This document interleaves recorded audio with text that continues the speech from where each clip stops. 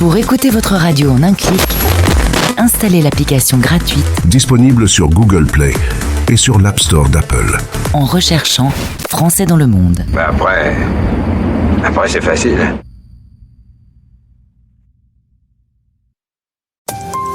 Voici 10 minutes, le podcast des Français dans le monde pour aider tous ceux qui se préparent, qui vivent ou qui rentrent de mobilité internationale. Je suis Gauthier Seyss et j'ai le plaisir de passer 10 minutes avec Pauline Arimba. On va parler de Londres et de s'installer à Londres. 10 minutes. Le podcast des Français dans le monde. françaisdanslemonde.fr. Parce que oui, on en a parlé, on a su que ça allait arriver, et maintenant on a les deux pieds dedans. Je parle du Brexit, une décision pour les Anglais de quitter l'Union européenne avec quelques conséquences, notamment pour les Français qui veulent aujourd'hui s'y établir. Pour en parler, mon invité, c'est Pauline. Bonjour. Bonjour. Content de faire ta connaissance. Tu es venu vers la radio des Français dans le monde en disant ce que je vis, ça peut servir aux autres. Concrètement, pour résumer en un mot, t'es pas très contente de la situation aujourd'hui. Oui, effectivement, parce que j'ai dû subir un petit peu toutes ces démarches administratives pour avoir un visa. J'ai tout appris sur le tas, entre guillemets. Parce que j'avais pas vraiment de personnes à qui parler. On trouve très peu d'informations sur Internet. Et donc, on découvre un peu tout ce qui se passe sur le moment. Et c'est vrai que c'est très prenant. Et c'était quelque chose de difficile à vivre. Notamment pour les démarches de visa, mais aussi le déménagement, la recherche de travail, etc. Et donc, c'est vrai qu'on ne se sent pas très bien accueilli en Angleterre. Alors que la ville en elle-même, la ville de Londres, est très cosmopolite et accueillante. Donc c'est pour ça que cette situation est très paradoxale. Alors c'est vrai que tu es venu vers la radio pour parler de ton cas, pour justement alimenter en contenu lorsque les gens ont des recherches, puisque en gros, ce qu'on peut dire, c'est qu'une fois qu'il y a eu la décision du Brexit, le vote, il y a eu toute une longue phase de mise en place et que maintenant on y est. En gros, on peut zoomer sur deux sujets. Sur un point de vue administratif, clairement, c'est compliqué. Les règles ont évolué. Et puis même l'anglais de Londres, quelque part, a un petit peu changé son mindset par rapport aux Européens. Oui, exactement. Pour répondre à la question des visas, déjà, il fallait passer un test d'anglais au consulat. Donc, il faut déjà avoir un certain niveau d'anglais pour venir.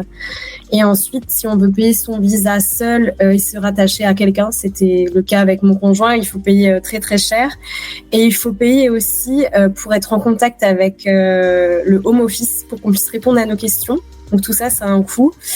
Et ensuite, si on veut rejoindre quelqu'un, il faut prouver qu'on est ensemble. Donc on a été obligé de se paxer un petit peu en urgence. Donc ça, c'était très prenant. Et ensuite, concernant la deuxième question, oui, on ressent qu'il y a un petit peu un rejet des Européens.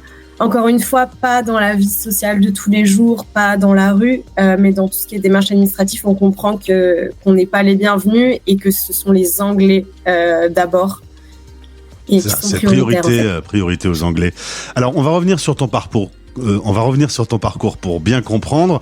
Toi, tu es originaire de Normandie, tu fais tes études à Caen, puis Sciences Po Rennes.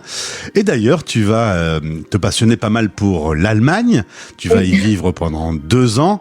Tout le cursus est franco-allemand. Tu avais une appétence particulière pour l'Allemagne ? Oui, parce que j'ai fait une classe bilingue et ensuite une classe à bi-bac à Caen. Donc, j'ai passé mon bac en allemand et ensuite, j'ai tout fait dans le cursus franco-allemand. Pourquoi ? Au départ, par chance, je dirais. Et ensuite, parce que j'ai eu l'occasion de faire le programme Brigitte Sauzet. Donc, c'est un programme de 3 mois qui permet de faire des échanges. Et donc, j'ai alimenté ma passion pour l'Allemagne et le franco-allemand. Et maintenant c'est pour l'Angleterre. Et ouais, ça, t'as bien fait de te passionner pour l'Allemagne en t'installant à Londres, clairement. T'as quand même eu l'occasion de faire un stage au Conseil de l'Europe, c'est un bon souvenir ?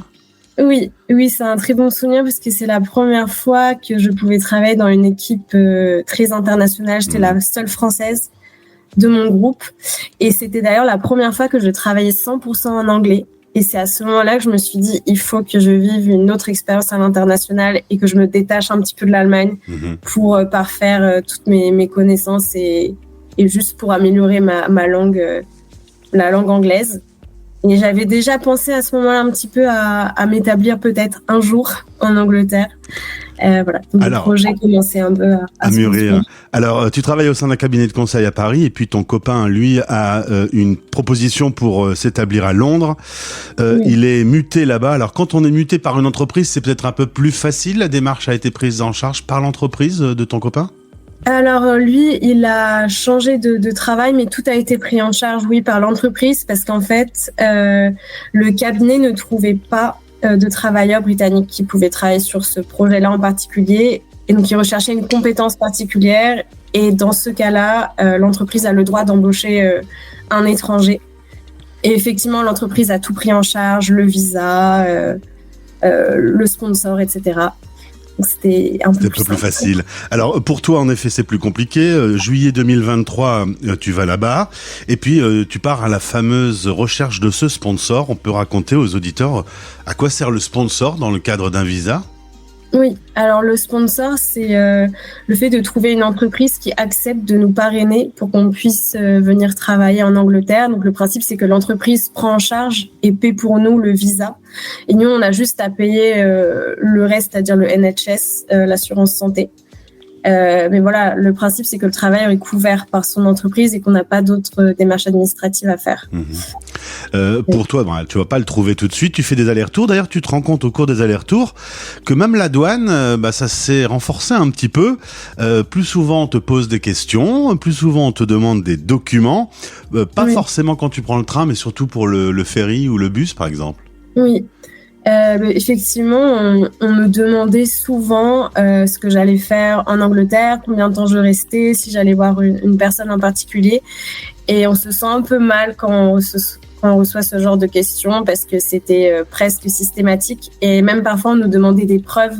Et donc, il fallait montrer un billet retour. Et en ce sens, c'est vrai qu'on se sent pas très bien accueilli. Ouais. On se sent même de trop. Et c'est vrai que c'était pas très agréable à vivre et ça a créé une angoisse de plus, je dirais. Depuis décembre, tu as décidé de changer ton fusil d'épaule, de partir sur le partner visa. Donc c'est l'idée de rejoindre ton partenaire sur place. Mais attention, ça doit se faire hors Angleterre parce que si tu te fais choper alors que t'es sur le territoire, t'es expulsé à vie. Oui. Du moins, c'est ce qui était écrit dans les documents. C'était très menaçant.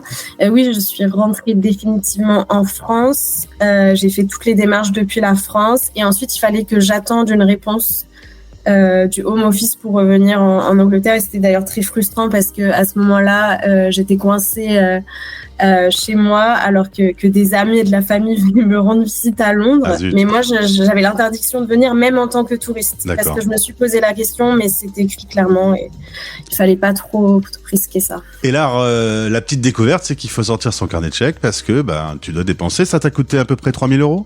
Oui, exactement. Plus quelques frais pour payer une traductrice assermentée qui a dû traduire notre Pax parce que...